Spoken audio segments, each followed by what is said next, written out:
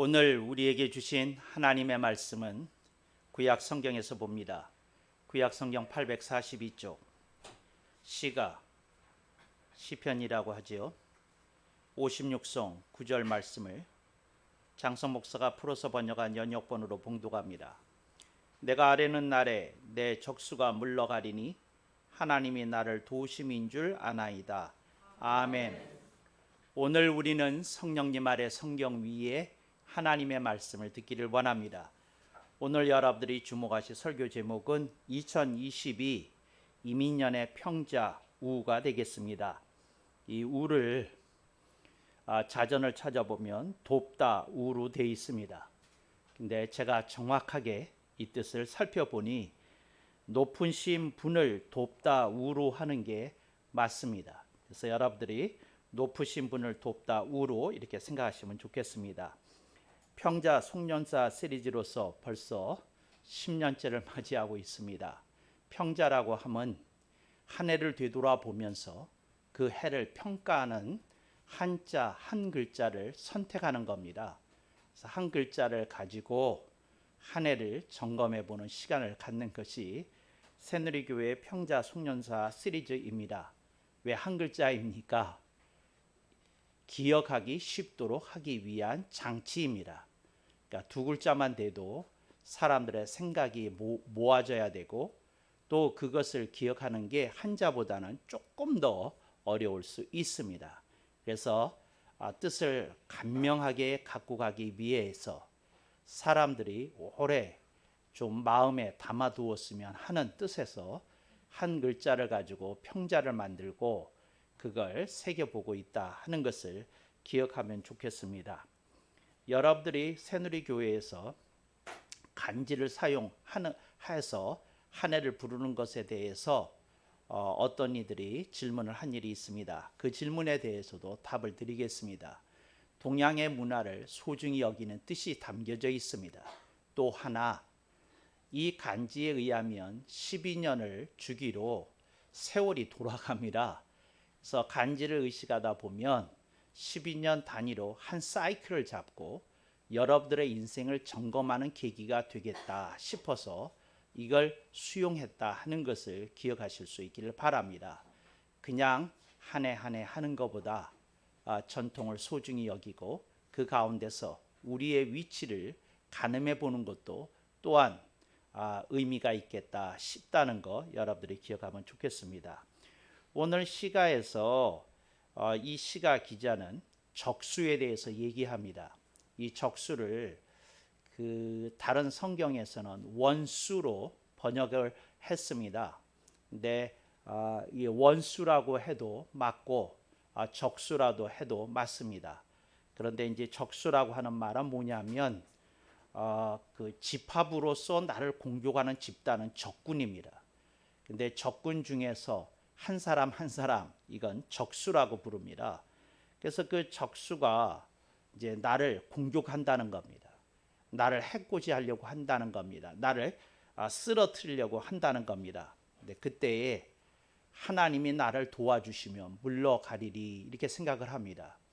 2022년에 가장 한마디로 얘기를 한다고 했을 때 저는 돕다 우를 선택했습니다. 여러분들이 머리가 워낙 스마트하시니까 벌써 머리에서 상정이 되었을 것으로 짐작이 됩니다. 2022년에 가장 중요한 단어 하나는 우크라이나였습니다. 그래서 여러분 우크라이나에서 소리만 따왔습니다. 우 이렇게 생각하시면 좋겠습니다.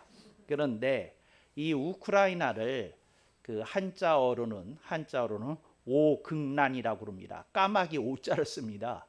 네, 까마귀 오자를 그 중국어에서는 우로 읽습니다. 네, 그랬는데 저는 그 까마귀 오자를 쓰는 게 아니라 이제 높으신 분을 돕다 우입니다.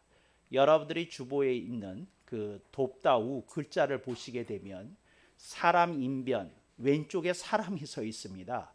그러니까 여러분 그 왼쪽에 서 있는 사람이 지체가 높으신 분입니다. 그러니까 여러분들이 어떤 분하고 길을 걸어갈 때 그분이 높으신 분이면 동양 전통 문화에선 그분이 왼쪽에 서야 됩니다.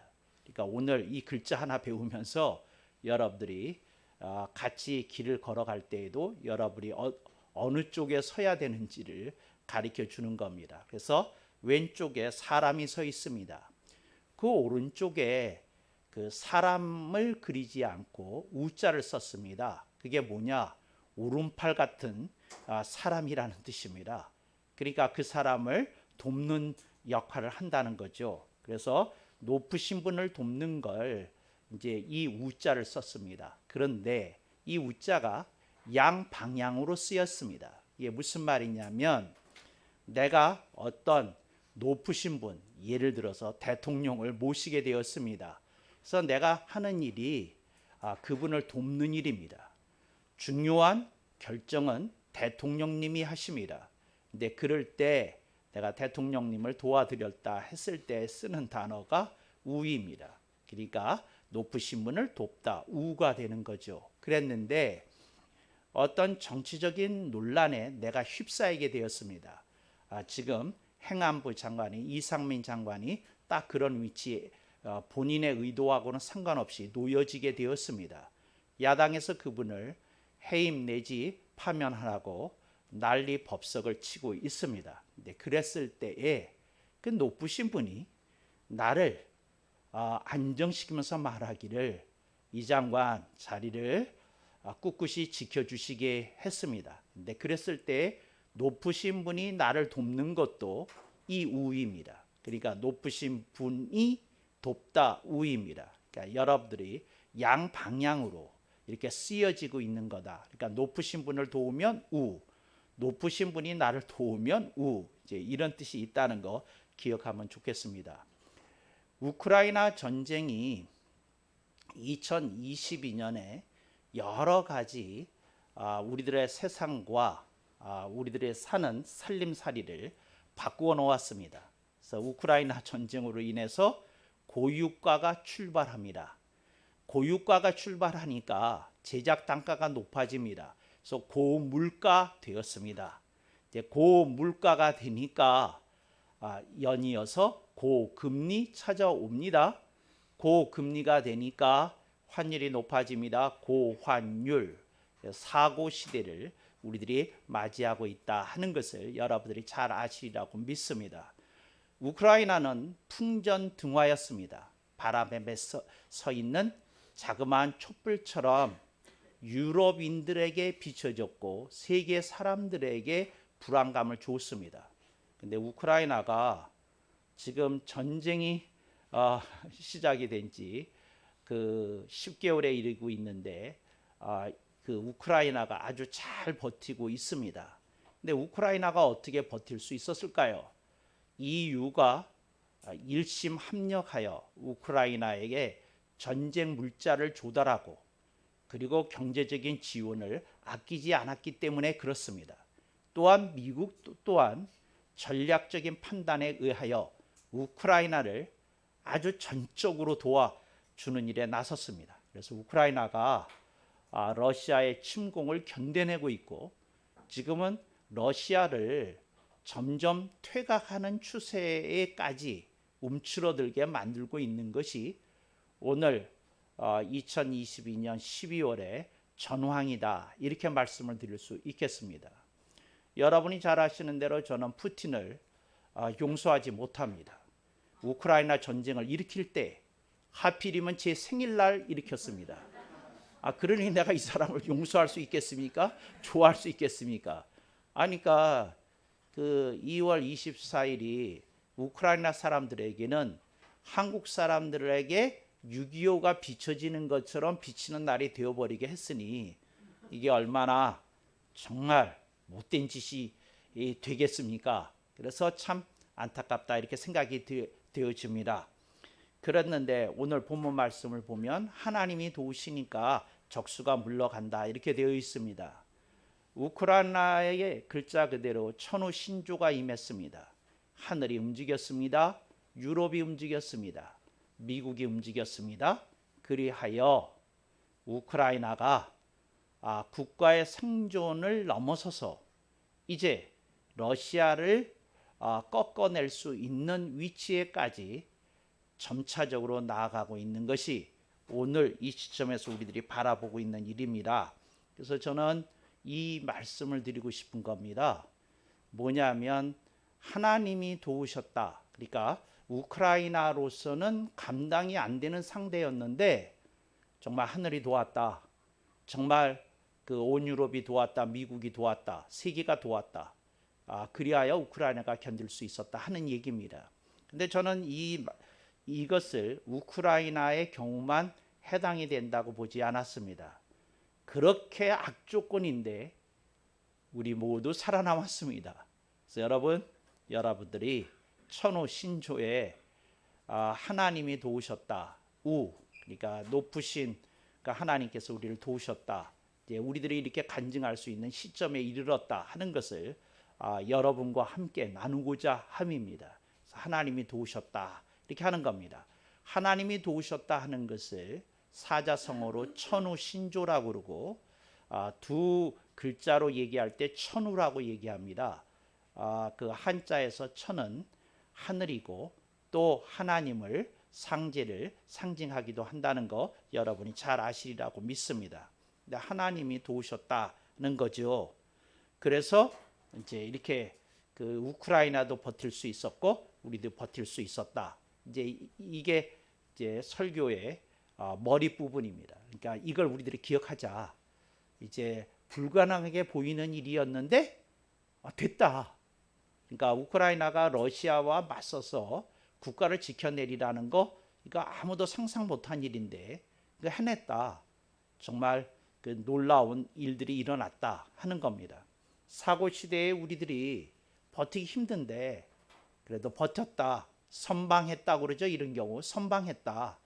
그러니까 큰 이득을 남긴 건 아닌데 그래도 우리가 큰 탈 없이 이렇게 버텨냈다.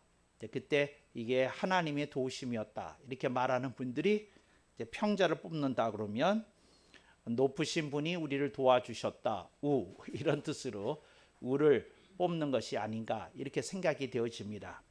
우리들의 인생을 살아갈 때에 우리들의 이해를 뛰어넘는 많은 그 불가사의한 일들이 우리 인생에 많이 생기게 됩니다.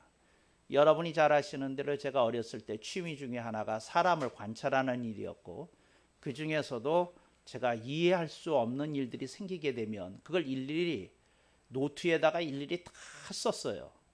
그러고는 그 제가 이렇게 쫓아다녔던 걸 기억합니다. 한 번은 제가 동네에서 어떤 착한 그 구멍가게를 하고 있는 아주머니가 50대가 계셨는데 어느 날 갔더니 아주머니가 안 계시는 거예요. 그 며칠 후에 갔더니 그 아주머니 안 계신 거예요. 알아봤더니 그분이 시골에 내려가셨다가 갑자기 변을 당해서 죽으셨다는 거예요. 이제 돌아가셨다는 거예요. 근데 저는 그런 일이 생기게 되면 글 써요. 그러면 되게 궁금해가지고 그걸 못 참아요. 그래서 가가지고는 사탕 하나 사가지고 물어본 겁니다. 왜 돌아가셨어요? 어쩌다가 돌아가셨어요? 사고였어요? 병이었어요? 본래 지병이 계셨어요? 이런 걸 꼬치꼬치 묻습니다. 그래서 그 지병이 계셨다, 지병이 악화됐다, 그 시골에 내려간 것도 이제 병이 이렇게 해서 몸이 못 견딜 것 같아서 내려갔는데 갑자기 악화돼서 돌아가셨다. 이제 무슨 이런 얘기를 듣습니다. 그러면 그럴 사정이 있었구나 이렇게 얘기가 되는 겁니다. 그런데 한 번은 우리 교회에서 어떤 20대 그 처자가 이렇게 갑자기 죽었어요. 근데 죽었는데 그 혼자 사는 하숙에서 이렇게 죽었는데 무슨 음식을 먹었는데 이게 기도를 갑자기 혼자 사는데 막았답니다. 그래가지고 사람이 죽는 수도 있더라고요. 근데 저는 이게 이제 궁금한 거예요. 뭐가 궁금한 거냐면 아니 왜 기도가 막혀? 뭘 먹었길래 막혀? 그리고 또 왜 사람이 그걸 발견 못해? 그리고 몸이 불편하면 뛰쳐나와가지고 뭘 해야지 왜 그냥 그렇게 죽어? 이제 이런 생각을 끊임없이 왜 그러냐 이런 걸 그냥 이럴 수도 있지 저럴 수도 있지가 저는 안 돼요. 성격상. 이제 알아야 되고 파헤쳐야 되고 궁금한 거 풀어야 되고 막 그래야 되거든요. 그리고 하나님께서 그 사람을 왜 살려주시지 않고 기도가 막혀서 그렇게 죽으시게끔 허락하신 데는 그게 무슨 뜻이 있냐, 이제 이런 것들을 저는 이렇게 따진다고 그럴까요? 캔다고 그럴까요? 알아본다고 그럴까요? 이제 이런 마음이 있었어요. 그러니까 여러분들 잘 기억하십시오. 여러분들이 무슨 일을 당하든지 그럴 수도 있지 저럴 수도 있지 하는 분은 새누리교회 다닐 체질이 아닙니다. 그런 분은 다니면 안 돼요. 그러니까 뭐냐면 좀 뭐가 궁금해야 되고 왜 저런 일이 일어나지 그러고 알아보려고 해야 되고 이렇게 막 그 마음에 걸리는 게 있어야 됩니다. 사람이 그런 게 있어야 하나님의 말씀이 내 가슴에 다가서게 되는 일이 일어나게 되는 겁니다. 본문 말씀을 봅니다. 적수가 있다고 그랬어요. 적수가 누굽니까? 나를 공격하는 사람입니다. 두 번째, 나에게 피해를 주는 사람입니다. 셋째, 나를 소멸시키려는 사람입니다. 그러니까 나의 존재감이 없게 하려는 사람입니다. 나를 공격해요. 피해를 줘요. 나를 소멸시키려고 해요. 이게 적수입니다. 적수. 그런데 이런 적수가 이제 일어났다는 거죠. 그런데 이 사람이 그걸 느끼는 거예요. 아하, 인생을 살다 보니 세상에는 나를 싫어하는 사람도 있네. 그리고 나를 공격하는 사람도 있네. 피해를 주는 사람도 있네. 나한테 이런 게 있네. 이제 이렇게 되는 거죠. 그래서 하나님의 도우심을 구하게 되었다는 거죠. 근데 여기서 중요한 단어가 하나 나오게 됩니다. 이게 뭐냐면 어떤 사람이 나를 공격하는데 내가 이제 되돌아보는 겁니다. 돌아봤더니 내가 어떤 회합에 있었을 때 그 사람에 대해서 안 좋은 뒷담화를 두세 번 한 일이 있어요. 내가 살펴봤더니 그랬더니 그게 그 사람 귀에 들어가 가지고 그 사람이 나를 공격하게 된 그 시발점이 됐다는 걸 내가 뒤늦게 깨닫게 되었어요. 그랬을 때에 내가 하나님 앞에 나와서 하는 말입니다. 하나님 아버지, 나를 누구누구가 공격해 가지고 제가 곤란한 처지에 있습니다. 그럴 때 내가 하는 말입니다. 그런데 사실은요, 내가 저 사람한테 먼저 해코지를 좀 했습니다. 하나님, 염치불구하고 하나님 나를 좀 도와주시기를 구합니다. 근데 이게 시가 56성 밑바닥에 깔려 있습니다. 그러니까 자격이 안 된다는 생각이 깔려 있습니다. 그러니까 하나님의 도우심을 구하는 겁니다. 염치불구하고 구하는 겁니다. 여러분, 오늘 우리들에게 이게 있어야 됩니다. 뭐가 있어야 되느냐 하면 내가 인생에 일으키는 일들이 있다는 걸 알아야 됩니다. 또 하나, 그러지만 우리들이 자격이 안 되는데 하나님 앞에 나와서 구해야 된다는 것을 성경은 우리들에게 가르쳐 준다는 겁니다.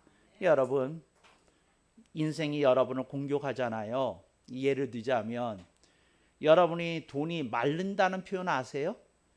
그러니까 물줄기가 마르는 것처럼 돈이 바짝 말라버리게 되면 지갑이 텅 비게 됩니다. 크레딧 카드 한도에 도달했습니다. 그랬을 때 여러분들이 어떻게 느낍니까? 궁핍함을 느끼게 되겠죠? 그럴 때 여러분들이 되돌아봅니다. 내가 왜 돈에 쪼들리는 인생을 살게 되었나 생각을 해봤더니 내가 잘못한 일이 있어요. 무슨 일이 있느냐 하면 내가 돈 버는 일에 큰 뜻을 두지 않았어. 내가 살아온 길을 보니까 노는데 큰 뜻을 가지고 살았어. 친구들하고 술 마시고 다니고 내가 산을 이 산 저 산 정복하는 것을 취미로 삼았고 그러고 살았어. 그러니까 내가 기술을 배워야 될 때 기술을 안 배운 거야. 내가 노력해야 될 때 노력을 덜 한 거야. 그러니까 여러분들이 그렇게 깨달았어요. 그럴 때 여러분들이 또 어떻게 합니까? 염치불구하고 아버지, 내가 뒤늦게 깨달았습니다. 내가 돈 버는데 큰 뜻을 두지 않고 내 잘난 맛에 평생을 살았더니 돈이 나를 궁핍하게 만드네요. 이거 깨달아야 됩니다. 근데 이걸 깨닫지 못하는 사람들이 이제 문제가 되는 거죠. 하나님이 나를 도우신 줄 알았다. 이분이 말을 했을 때 이 얘기를 하고 있는 겁니다. 하나님, 내가 진짜 도우심이 무엇이 필요한지를 알았나이다. 여러분, 여러분들이 돈이 100만 원이 필요해요. 근데 하나님은 뭐를 보고 계시냐면 여러분이 돈이 100만 원이 궁핍하게 된 그 상황에 대해서 여러분들이 좀 고찰하고 여러분들이 자성하고 여러분들이 검토하고 그리고 여러분들이 그것에 대해서 아버지 하나님 내가 인생을 살아가는 이 행태를 좀 고치게 해주시옵소서. 여기에 내가 도우심이 필요합니다. 이럴 때 천우가 되는 겁니다. 하늘이 돕는 겁니다. 아하, 네가 그게 눈이 떠졌냐? 진짜 잘못했다고 깨달았느냐? 그러니 내가 너를 고치겠다. 이렇게 해야 두 번 다시 시달리게 안 되는 겁니다. 여러분 100만 원이 궁핍해요. 100만 원은 어쩌다가 메꿀 수 있겠죠. 근데 다음에 또 100만 원이 모자라게 될 땐 그때는 또 어떻게 할 겁니까? 그러니까 무슨 말이냐? 우리들의 인생이 근본적으로 해결해야 될 어떤 과제들이 있다는 겁니다. 숙제들이 있다는 겁니다. 그걸 좀 들여다봐야 됩니다. 바로 거기에 하나님의 도우심을 구해야 되는 겁니다. 그러지 않으면 여러분들은 인생을 살 때에 반복적 인생을 삽니다. 되풀이 인생을 삽니다. 그러니까 매번 똑같은 유형의 고통 속에서 시달리더라는 거죠. 제가 묻겠습니다. 매번 우리들이 고통 속에 시달리더라도 하나님께 도우심을 구할 수 있습니다. 그런데 그래야만 했을까요? 그러지 않았습니다. 제가 조금 다른 얘기를 하겠습니다. 우크라이나가 태생이 러시아예요. 근데 러시아 문화에서 이렇게 태생한 국가입니다.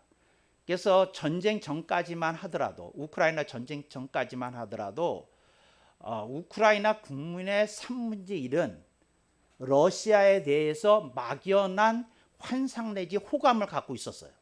전쟁 전까지만 해도. 그래서 그 우크라이나 의회 같은 데서도 보면 친러시아 의원들과 친유럽 의원들이 늘 다투는데 그런 현상들이 늘 있었어요. 그런데 이번에 전쟁이 나면서 이제 깨닫게 된 거예요. 아하, 우리가 우크라이나라고 하는 국가 정체성을 가지고 조금 진작 움직였어야 되는 거구나. 이거 뒤늦게 깨달은 거예요. 아하, 우리가 군사력을 갖다가 좀 경제적으로 피폐한 일이 있더라도 군사력을 좀 키워놨어야 우리가 전쟁에 발발했을 때 조금 피해를 줄일 수 있겠구나. 이거 뒤늦게 깨달은 거예요. 이게 뒤늦게. 제가 묻겠습니다. 우크라이나 전쟁이라는 극단적인 장치를 통해서 묻겠습니다. 우크라이나가 전쟁이 종전된 다음에 전쟁 이전에 우크라이나로 돌아가야 되겠습니까? 그렇지 않으면 새롭게 깨어난 우크라이나로 다시 거듭나야 되겠습니까? 다시 거듭나야 됩니다. 어떻게 거듭나야 되냐? 우리가 다른 건 못해도 국가 안보에 대해서만큼은 국가 재정을 투입해야 된다. 모든 국민들이 군대에 가는 징병제를 우리가 전시가 아니라 평상시에 확립해 두고 있어야 된다. 근데 이게 깨어났어야지 다시 돌아가면 되겠습니까? 그럼 또다시 되풀이 되겠죠. 저는 그 얘기를 하려는 겁니다. 여러분이 하나님의 도우심을 구할 수 있어요. 그때 문제에 대해서. 근데 제가 묻는 건 그때의 도우심을 구해야 되겠습니까? 그렇지 않으면 근본적인 도우심을 구해야 되겠습니까? 아버지, 나에게 이런 약점이 있는데 내가 이참에 이런 나의 하자를 개보수하기를 원합니다. 이렇게 기도해야 제대로 하나님의 도우심을 구하는 거다. 이 말씀을 드리는 겁니다. 근데 그러지 않으면 인생 되풀이 되는 거예요. 저는 사람들에게 이런 얘기를 합니다. 운명은 없는데 운명이 있다고. 무슨 말입니까? 사람들이 되풀이 되는 일들을 겪으면서 살아요. 정말입니다. 10년 전에 가난했던 사람 10년 후에 가난해요. 10년 전에 무식했던 사람 10년 후에도 무식해요. 10년 전에는 무식했을 수 있어요. 근데 그때서부터 공부하면 벗어나는 거거든요. 몇 년 후에는. 모든 일이 그렇습니다. 그러니까 여러분들이 하나님의 도우심, 높으신 분의 도우심, 그것을 여러분들이 받으면서 인생을 살 시절이 있었는데 여러분들이 깨달아야 됩니다. 아, 내가 근본적인 문제에 내가 잘 고쳐지지 않는 것에 대해서 내가 고민해야 되겠구나. 이 고민해야 되는 겁니다. 고민해야 되는 겁니다. 저는 손흥민 선수에 대해서 재밌는 얘기를 그 아버지한테 들었어요. 그러니까 골대를 향해서 하루에 최소한도 1000번은 슈팅을 시켰다는 거예요. 1000번은. 근데 그 1000번을 시키는데 제가 이제 여러분한테 얘기하는 겁니다. 1000번을 하는데 다른 선수들도 하루에 1000번씩 성장기에 슈팅을 1000번씩 했는데 안 되는 것이었을까? 재능이 없어서. 그렇지 않으면 손흥민 선수처럼은 연습을 안 했던 것 아닌가? 그거에 대해서 제가 궁금해요. 여러분, 성공하는 사람의 뒤안길에 피와 땀과 눈물이 있어요. 근데 여러분들은 그 사람들에 대해서 재능이다, 타고났다, 운이 좋았다, 뭐가 다 딱딱 맞아떨어졌다, 이 얘기하고 싶은 건 아닌지 저는 여러분에게 묻고 싶은 거예요. 1만 시간의 법칙이라는 거 있죠. 누구든지 1만 시간 노력하면 장인이 된답니다. 1만 시간 해보셨어요? 근데 1만 시간이 어렵잖아요. 그렇게 하기까지가. 그럼 되돌아가서 하나님께 그것에 대해서 도와달라고 그래야 되는 것 아니냐. 저는 이런 것들을 그냥 하자라는 단어 하나에다 그냥 뭉뚱그려 집어넣습니다. 여러분의 단점, 결점, 이런 것들을 여러분들이 이렇게 포착하고 하나님, 이걸 제가 이제는 손대게 해주세요. 고치게 해주세요. 뿌리 뽑게 해주세요. 근본적으로 다듬을 수 있게 해주세요. 이래야 되는 것 아닙니까? 이래야 되는 거 아닙니까? 저는 김영삼 대통령에 대해서 조금 멍청했다고 생각하는 한 대목이 있어요. 어느 날 김영삼 대통령에게 빌 클린턴 대통령이 직접 전화를 했답니다. 미국이 북한의 원자로와 핵 개발 사업 단지 전체를 폭격하려고 합니다. 대한민국 대통령의 의견을 구합니다. 화들짝 놀라가지고 굳고 빌었다는 거예요. 제발 폭격하지 말라고. 여러분, 그때 폭격했으면 대한민국 국민들 좀 죽었겠죠? 폭격전이 오고 갔을 테니까. 우리들이 그 지긋지긋한 핵 공포로부터 벗어날 수 있는 기회를 놓쳤어요. 그때 부셨어야 되는데. 그때 하나님의 도우심을 구했으면 어땠을까? 저는 이런 상상을 하죠. 김영삼 대통령이 저기 신령한 목사님이 있다는데 장성 목사님께 전화를 넣어봐라. 그분의 의견이 뭔지. 내가 얘기했을 거야. 각하. 바로 그 일을 결단하도록 하나님이 당신을 대통령 자리에 앉혀준 겁니다. 내가 이랬을 거라고요. 근데 지금 북한이 핵을 그렇게 하는데 그건 말이 됩니까?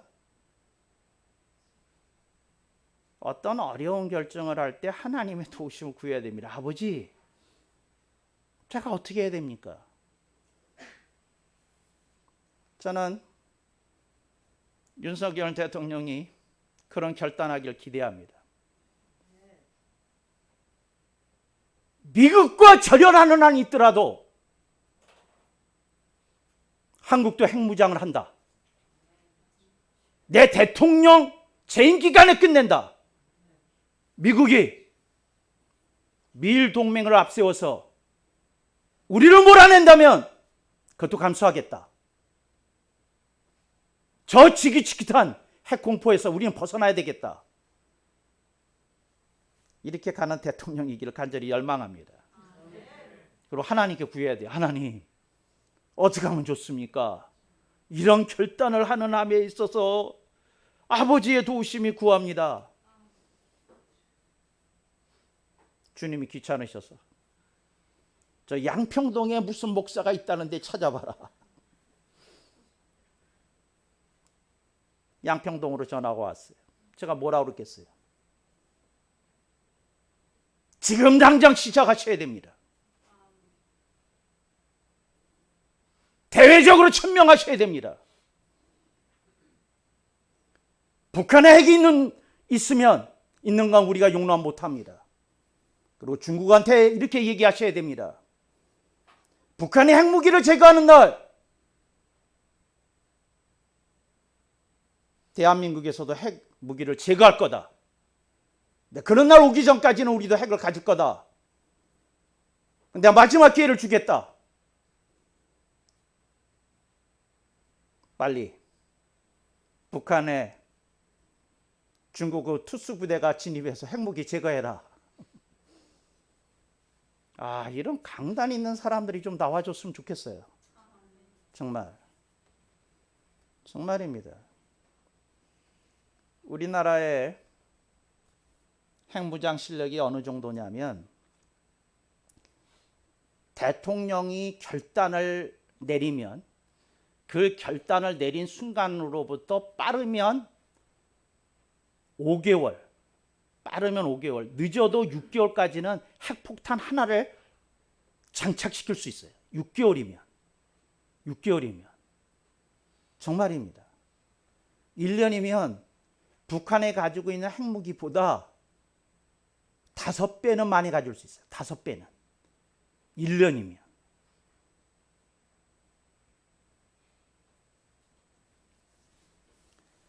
내가 아뢰는 날에 내 적수가 물러가리니 하나님이 나를 도우심인 줄 아나이다. 여러분, 하나님이 우리를 도우셔요. 지혜와 명철로 도우셔요. 근데 우리가 해야 되는 일이 있어요. 우리가 해야 되는 일이 있다고요. 우리가 해야 되는 일이 있어요. 저는 우리 아버님이 종군 기자였거든요. 한국전쟁에. 근데 저는 우리 아버님이 하신 얘기를 전 지금도 잊지 못해요. 우리 아버님이 하신 말이 이래요. 아들아, 우리가 얼마나 기도를 많이 했겠니? 근데 우리들의 기도가 북해군의 땅크와 따발총을 이기지 못하더구나. 이 얘기 하셨다니까. 기도를 얼마나 많이 했겠느냐는 거예요. 근데 북한에 소련제 땅크와 따발총이 있었다는 거야. 근데 기관총을 따발총이라고 그러거든요. 그게 있었다는 거예요. 우리나라가 해야 될 일이 있었는데 안 했다는 거예요. 여러분, 하나님이 나를 도우심이라고 하는 말을 이렇게 해석하지 마세요. 그때 내가 어려움이 있을 때 하나님께 아뢰면 하나님 도와주신다. 그렇게 듣지 마세요. 여러분이 고쳐야 될 일이 있어.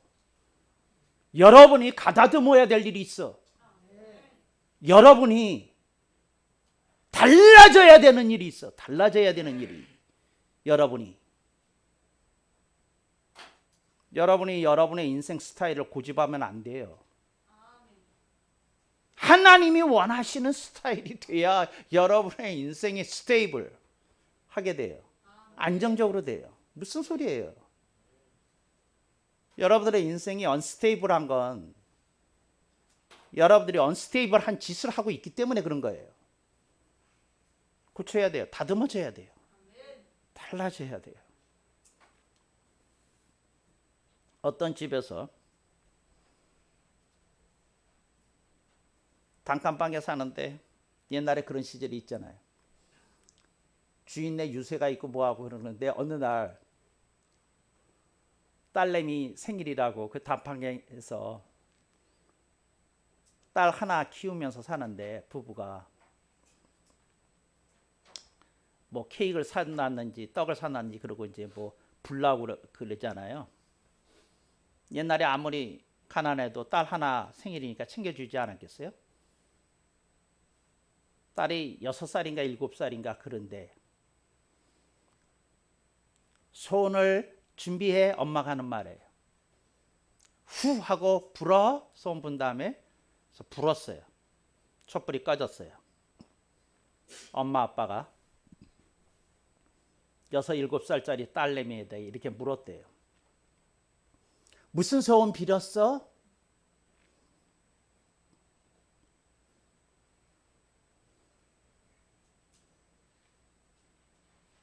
딸내미가 하는 말이에요. 나 가난이 싫다고 빌었어. 그래서 아빠한테 그러더라는 거야. 아빠는 가난이 좋아? 아빠는 가난이 좋아? 하고 묻더라는 거예요. 아빠가 서울대 법대 출신인데 사수를 하고 있었대. 사수. 그저 고시 공부를 4년째 하고 있었대. 가난이 좋아? 딸내미가 하는 말이에요.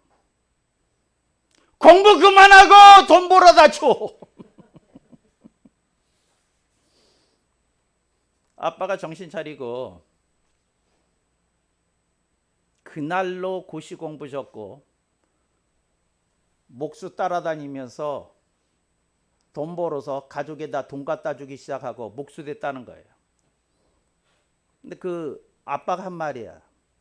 미국에서 우리 교회를 다녔어요. 그 아빠가 한 말이야. 뭐라고 그랬냐면 그날 딸내미가 아빠는 가난이 좋아하고 묻는데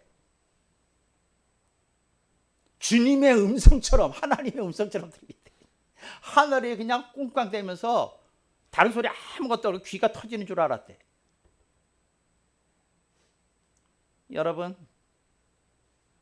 여러분을 변화시킬 뭐가 필요해. 근데 여러분이 생각하는 여러분의 아이덴티티 그거 고집하지 마.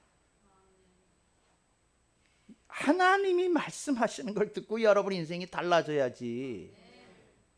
여러분 스타일이 무슨 상관이야? 하나님이 그 스타일 안 된다는데.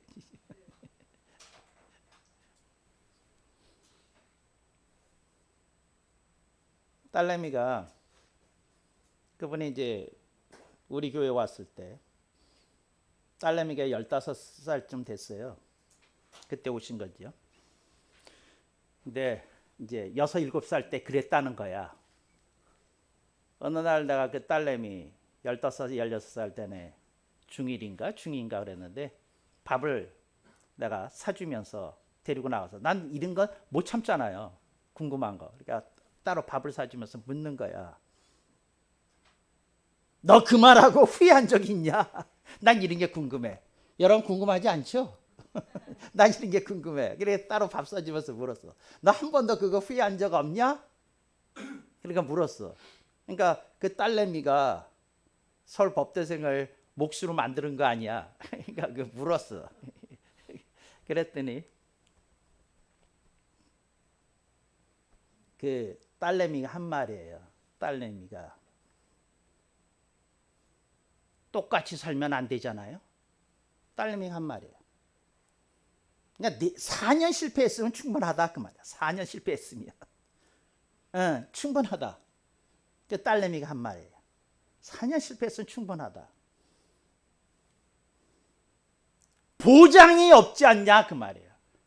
그러니까 다음에 붙을지 십수를 해야 붙을지 그거 모르지 않냐 그 얘기야. 그러니 자기는 후회 없다는 그런 얘기로 들리더라고요. 여러분 집에 이런 똘망똘망한 딸내미 하나 키우세요. 제발. 그러면 이 장성 목사의 설교를 통해서 못 듣는 주님의 음성을 딸을 통해서라도 듣지 않겠어요? 주여 도우소서. 우리 교회 딸들이 다 훌륭하게 하소서. 목사를 부끄럽게 만들게 하소서. 아멘 억만 번. 어떤 분이 교회에 와서 계속 설교를 듣는데 졸았대. 근데 이분이 왜 그랬느냐 하면 그 토요일 날 무슨 일을 하는지 2시까지 이렇게 마감을 치고 이렇게 오는 일이었대. 그러니까 아마 이제 클리닝 있잖아요. 왜 오피스 청소 같은 거 하는 뭐 그런 분이었나 봐. 그래가지고 그러니까 얼마 고단하겠어. 그러니까 이렇게 하더라는 거지. 그래서 그 딸내미가 그 목사님한테 와서 물었대. 뭐라 물었냐면 목사님은 단상에서 설교를 할 때마다 매번 주는 우리 아빠를 어떻게 생각하세요? 그랬다는 거야. 목사님이 그걸 보면서 그런 얘기를 했다는 거예요. 꿈결에라도 주님이 말씀하시지 않겠니?